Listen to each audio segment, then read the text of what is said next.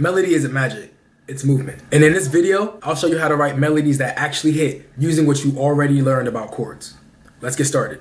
If you've ever made a chord progression that sounds fire, but then your melody feels weak, or you've hummed something in your head but couldn't quite translate it to your DAW, this is the missing piece. Now in the last video, we talked about chords and progressions, the emotional backbone. Now we're building the hook, the ear candy, and the part that people will remember. Now you may be asking yourself, what's a melody? A melody is a sequence of single notes played over time. It's not just random notes. It has rhythm, direction, flow, and relationship to all the chords that's being applied. Think about it like this. Your chords set that mood, your melody really tells us what's going on inside. And here's the key producers miss. Your melody should come from the same scale as your chords. That's what makes it sound right. Chords give you the foundation, multiple notes at once creating harmony. Melody gives you motion. Single notes moving through time, creating a phrase that people can sing back to you. Let's say you're using a C minor progression, like the one I talked about in the last video. I'm going to just simply reconstruct it right now on the FL keys, really quick.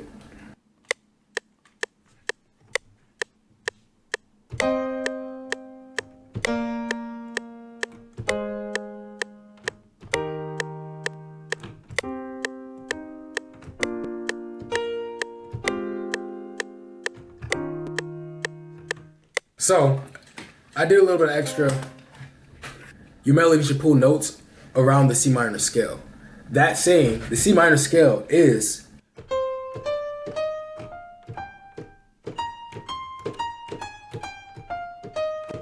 so that's the C minor scale on the piano, and I'll even draw it out on FL for you. So here's the piano roll. The C minor scale is as follows: C, D, E flat, F, G, A flat, B flat, C. So with this scale right here, that we have right here. So with this scale right here, we have 3 flats. We have E flat, A flat, and B flat right here. Here's what beginners get wrong. They only focus on which notes to play, not when to play them. Rhythm makes or breaks your melody. The same 4 chords I just played gave you a different rhythm the second time around, did it not? Let's go back to the chord progression just to show you.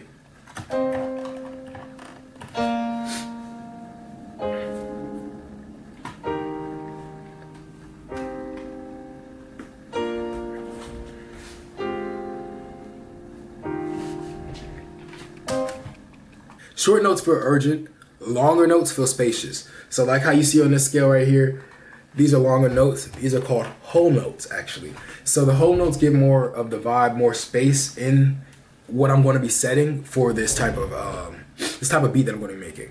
Pick 4 notes from your scale. Play them on the first beat out on each bar, and then shift 1 note of the grid. Add a shorter note. Just try to get experimental. Try to find what the scale is, but also finding out how those chords could sound when you start blending things around, start moving things around. Rhythm is what makes your melody memorable. I just want you to know that. Now that gets me to my next point. Good melodies only use 3 types of movement. They have steps, moving the note right next to it. Smooth, singable. So when I'm talking about moving the note, just a simple pitch up, just moving things around is being experimental. Leads, jumping into a note further away, creates drama and interest.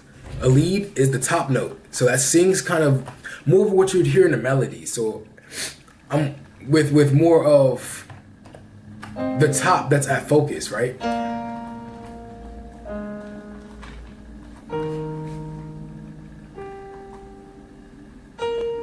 So this is what the lead would be, the top of what is on this whole chord. Now we have our third thing, repetition.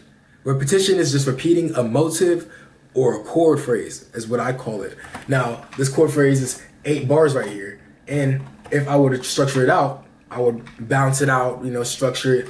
And then that would be my basic loop of what would get me started, my ideas, idea-wise, of setting down what I would like on the beat. Most hit melodies do this. Start with repetition to hook you in. Add steps to keep it smooth. Throw in 1 leap for tension and release. Open your piano roll right now. Write a 4-note phrase, repeat it, then change the last note with the leap. Congratulations, you just wrote a hook framework that works in every genre. Let's put it all together. You've got your C minor chord progression playing. Now add a melody. I want to add a melody on top, and I want to follow these simple steps. Step 1, I want to stay in the C minor scale. Step 2, I'm going to start my melody with the chord tone. I want to add something new. This lead right here, for example, right? JX3P. So Boom. Something, you know, funky. Now I want to draw in the notes that I would like to do in my lead. Already knowing that I'm in the scale of C minor, I'm going to stay in, you know, in that mind frame. I'm not going to go outside of those notes. So I'm going to start my melody on a chord tone. Something with that first chord, right? And I'm going to do that right here.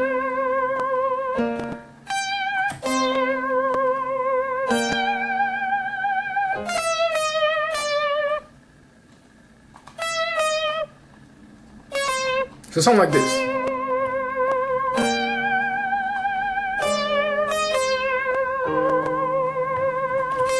And then I would just duplicate it. And then there you go. There's your simple lead right there. Based off of the scale of C minor. Just knowing that the notes just want to bounce around a little bit and adding a rhythm and movement, which is actually step 3 and 4. It's adding rhythm and movement and repeating and tweaking until it feels right. So what you just saw me doing, just a little tweaking just a little bit.